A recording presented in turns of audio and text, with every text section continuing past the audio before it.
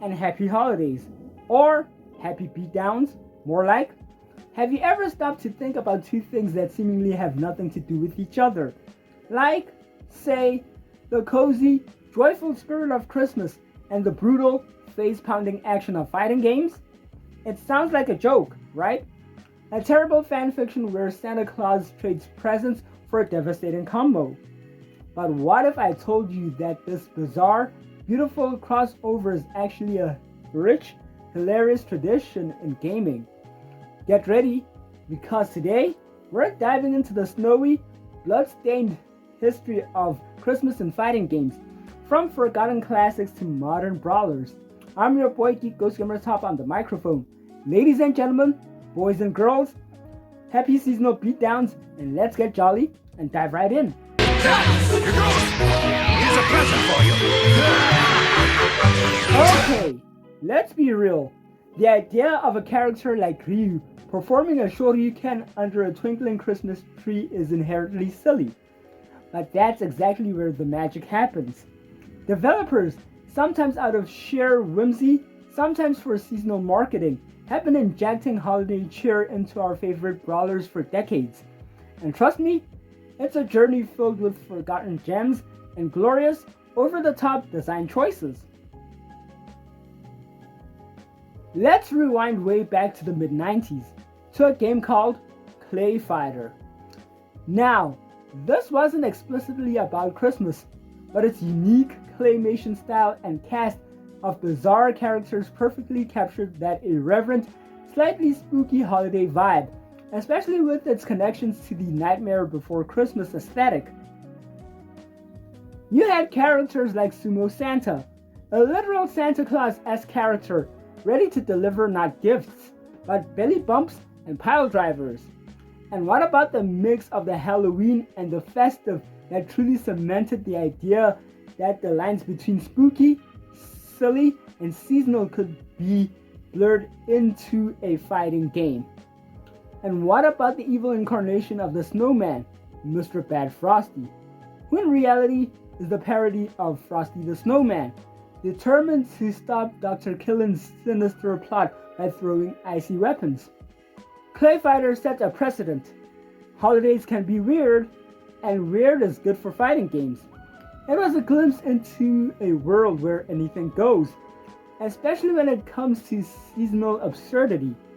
Plus, the weird original Claytality that set the parody template for Mortal Kombat's Fatality. Fast forward a bit, we get into Fight of Gods, a Taiwanese 2017 game released by Digital Crafter.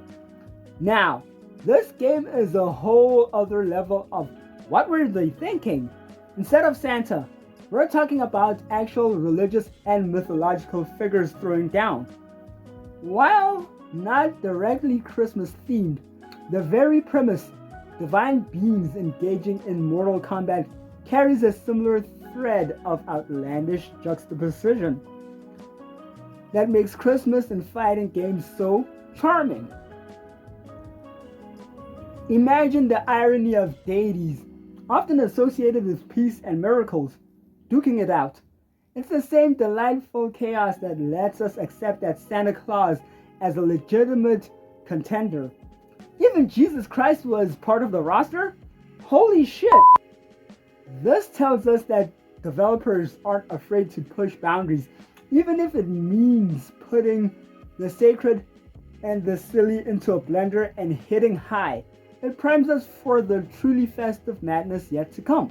This is where things start getting explicitly festive.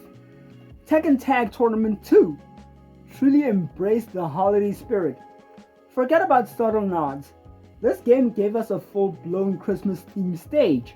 We're talking twinkling lights, snowy backdrops, giant presents, and even a massive Christmas tree in the background. It wasn't just scenery either. Characters often got special Christmas costumes, turning intimidating fighters into festive brawlers. Seeing King, the Jaguar masked wrestler in a Santa's hat, or even Jin Kazama rocking some holiday threads, it just adds a layer of unexpected joy. It makes you smile, even as you're getting your teeth kicked in. Tekken Tag Tournament 2 showed us how a major franchise could integrate a holiday event, not just as a gimmick, but as a genuine, fun experience for players. Then we hit games like Dead or Alive 5, DOA, known for its unique character designs and physics, really leaned into the Christmas theme with its DLC costume packs.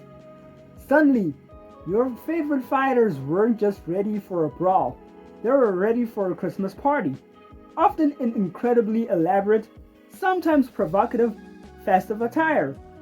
Even Cosme and Tina had pretty skimpy holiday and festive bikinis and a Santa's helper's outfit for the last round, and Ayane having a sexy snowman outfit, or even somewhat festive, like Yotengu having a holiday wrap around her, and her fan had a Christmas feel.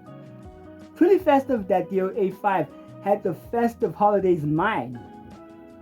This marked a shift. It wasn't just about a stage anymore. It was about seasonal customization. Players could truly embrace the holiday spirit by decking out their favorite characters in Santa outfits, reindeer antlers, and even tiny elf costumes. It added a layer of fun and personalization. And let's be honest, it was a fantastic way for developers to engage with their player base during the holiday season and offer some fun themed content. And this trend continues strong into modern fighting games. Take Dragon Ball FighterZ, for instance. While Broly Santa might have started as a popular fan concept, the game itself had plenty of festive moments. We've seen seasonal stages and events that sprinkle holiday magic onto the intense anime action. The beauty of modern day fighting games and their DLC models is that they can react to seasons and holidays in real time. Developers can drop a Christmas themed stage, a festive lobby decoration, and even limited time holiday skins, keeping the game fresh and engaging year after year. It's a wonderful example of how game developers continue to find new, exciting, and sometimes utterly bizarre ways to mix the spirit of the season with the spirit of the fight. Even adding in the spirit of the Yuletide color customization was a neat touch. Even to hear Broly Santa throw in a fireball and sneakily let out an evil laugh. Here goes! Here's a present for you! Nice touch, Bandai Namco. So, why do we love this unlikely combination? Because it's fun. It's the unexpected joy of seeing the serious world of combat break for a moment for festive silliness. It adds humor, charm, and a unique aesthetic that we just don't get at any other time of the year. It reminds us that games, at their heart, are all about play. And sometimes, playing means letting Santa throw a mean uppercut, or the unlikely of Mortal Kombat 1 having an inspired Christmas feel, truly embracing the Christmas beatdowns for characters like General Shao Kahn and Frost truly reeled in the festive cheer in fighting games. From ClayFighter's claymation chaos to the high-definition holiday brawls of Dragon Ball FighterZ, Christmas and fighting games have proven to be a surprisingly perfect, utterly hilarious pairing. It's a tradition that continues to bring smiles, even when punches are flying. So fam, what's your favorite Christmas theme moment in a fighting game? Did I miss any festive fighters?